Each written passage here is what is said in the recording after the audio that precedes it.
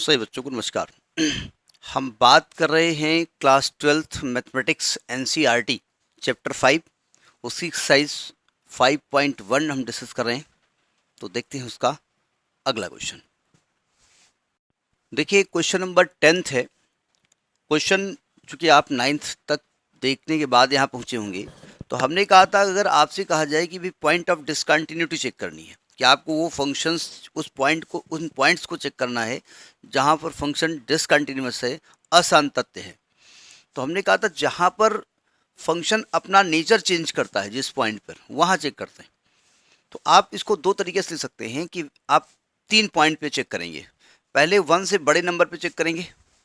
आप केस 1 लिखेंगे, उसको चेक नहीं करना है आपको। केस 1 लिखेंगे, let x is equal to a which is always greater than 1, यानी बड़े नंबर पे आप चेक कर रहे हैं।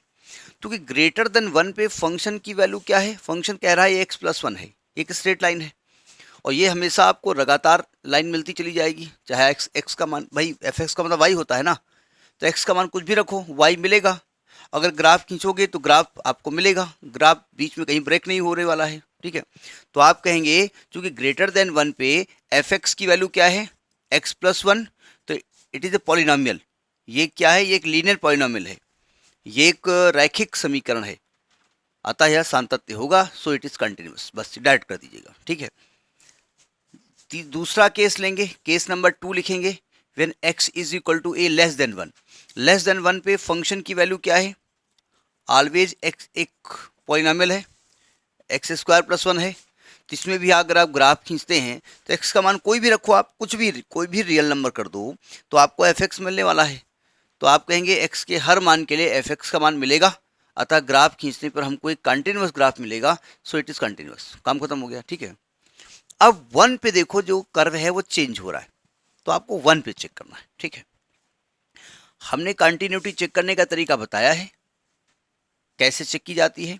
आपने 1 to 8 क्वेश्चंस देखे होंगे, कंटिन्यूटी का फंडा देखा होगा, तब यहाँ पहुंचे होंगे, तब समझ में आएगा। ठीक है, देखिए at x is equal to 1 check करने जा रहे हैं। तो सबसे पहले तो हम निकालेंगे क्या, लेफ्ट हैंड लिमिट, दाएं पक्ष की सीमा। अब हिंदी में नहीं लिखी जाती, इंग्लिश हिंदी वाले भी इंग्लिश में ही लिखते हैं। क्या तरीका लिखने का हमने बताया था, limit x tending to 1 minus f(x), यानी x को क्या लिखेंगे हम, 1 माइनस h लिखेंगे। और h क्या चीज़ है, h is a very small quantity, तो लिमिट लगाएंगे h टेंडिंग टू 0, यानी x की जगह क्या रख दोगे, 1 माइनस h। अब कहाँ रखें भाई, x तो यहाँ भी है, x तो यहाँ भी है, तो जहाँ भी x की वैल्यू लेस देन 1 है जिस फंक्शन में, वहाँ रखिएगा। यहाँ लेस देन 1 है तो यहाँ x को रखो 1 माइनस h, तो आएगा limit h tending to 0, 1 minus h का होल स्क्वायर प्लस 1। अब h को रख दो 0, तो ये 1² + 1 बोले तो 2, तो लेफ्ट हैंड लिमिट की वैल्यू क्या आ गई, 2। तो लेफ्ट हैंड लिमिट आपकी 2 आ गई है, हम लिखे ले रहे हैं यहाँ पर, लेफ्ट हैंड लिमिट की वैल्यू आ गई 2। अब हम निकालेंगे राइट हैंड लिमिट, इसी में हम चेंज कर रहे हैं। राइट हैंड लिमिट में 1 प्लस, तो x को क्या लिखेंगे, 1 प्लस लिखेंगे। कहाँ लिखेंगे, जहाँ पर फंक्शन 1 के बराबर ना हो और 1 से बड़ा हो।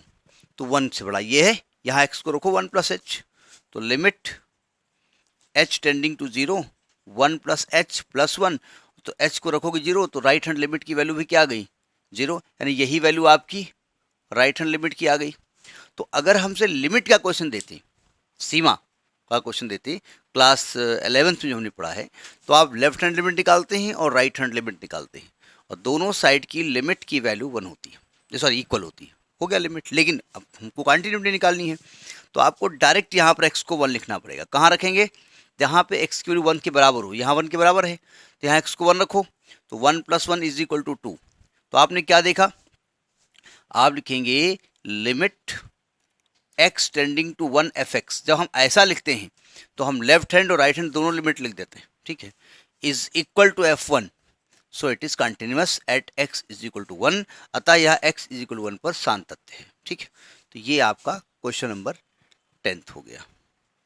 अब देखिए 11th क्वेश्चन क्या कह रहा है, f(x) is equal to x³ - 3 when x is less or equal to 2, x² + 1 when x is greater than 2। Direct इस क्वेश्चन पे मत पहुंचिएगा, कंटिन्यूटी का फंडा जो कि हमारा अपलोडेड है उसको देखने के बाद, शुरुआती क्वेश्चन लगाने के बाद तब यहाँ पहुंचिएगा। ठीक है, हमसे कह रहा है कि भाई x की वो वैल्यू बताओ जिस पर फंक्शन डिसकंटिन्यूअस है या कंटिन्यूटी है जिस पॉइंट पर। तो पॉइंट इज नॉट क्लियर, वो पॉइंट आपको नहीं दिया गया है। हमने भी कहा कि पॉइंट आपको 3 लेने पड़ेंगे, लेस देन 2 भी लेंगे, ग्रेटर देन 2 भी लेंगे और 2 भी लेंगे। तो आप लिखेंगे भाई लेस देन 2 पे जब लिखेंगे, पहला केस लिखेंगे, केस नंबर 1, ये केस लिखा हुआ है, when x is equal to a, जो कि लेस देन 2 है। तो 2 पे लेस में फंक्शन की वैल्यू क्या है, एक्स क्यूब माइनस 3 एक पॉलिनॉमियल है, ये एक बहुपद है, ठीक है, 3 घात का बहुपद है। और आप जानते हैं कोई भी पॉलिनॉमियल होता है तो आप अगर उसका ग्राफ खींचना चाहें तो आप x का मान, पॉलिनॉमियल का मतलब ही होता है x की घात हमेशा पॉजिटिव रहेगी, तो आप ग्राफ खींचना चाहें तो ग्राफ बिना ब्रेक किए खींचा जा सकता है। तो आप लिखेंगे it is a polynomial, it is a cubic polynomial, cubic polynomial मतलब त्रिघात बहुपद, त्रिघात बहुपद है। सो इट इज कंटिन्यूअस, अतः यह कंटिन्यूअस होगा, इसको करने की जरूरत आपको नहीं है, ठीक है। दूसरा केस आप लेंगे, when x is equal to a less greater than 2, तो ग्रेटर देन 2 में फंक्शन हमेशा एक्स स्क्वायर प्लस 1 आ रहा है, यानी एफ एक्स बराबर क्या आ रहा है, एक्स स्क्वायर प्लस 1। तो ये भी एक क्वाड्रेटिक पॉलिनॉमियल है, द्विघात बहुपद है, तो ये भी आपका कंटिन्यूस होगा, ये बिना चेक किए आपको लिख देना है, ठीक है। अब आप 2 पे जब चेक करते हैं, at x is equal to 2, ज़्यादातर टीचर 2 पे ही चेक कराते हैं, लेकिन नियम ये है कि तीनों पॉइंट पे आपको लिखना पड़ेगा, ठीक है। 2 पे जो हमारा कर्व है ना, वो अपना नेचर चेंज कर रहा है, लेस देन 2 इक्वल टू 2 पे ये है और फिर कर्व चेंज हो गया है। तो अब ये तो देखने से लग रहा है कि कर्व कुछ कंटिन्यूटी टाइप की अजीब लग रही है, ब्रेक हो रहा है, लेकिन पता नहीं, देख लेते हैं। तो at x is equal to 2 हम चेक करने जा रहे हैं, तो पहले लेफ्ट हैंड लिमिट निकालेंगे। क्या तरीका होता है 2 पे लिखने का, limit x tending to 2 minus f x, यानी f 2 माइनस एच, और लिमिट h टेंडिंग टू 0, ये लिखने का तरीका आप जानते हैं। अब x की जगह रखना है 2 माइनस एच, तो आप लिखिए भाई कहाँ रख दें, x कहाँ पे रख दें, x यहाँ भी है, x यहाँ भी है, तो जहाँ पर x की वैल्यू लेस देन 2 हो, 2 माइनस बोले तो लेस देन 2 हो, वहाँ रखो।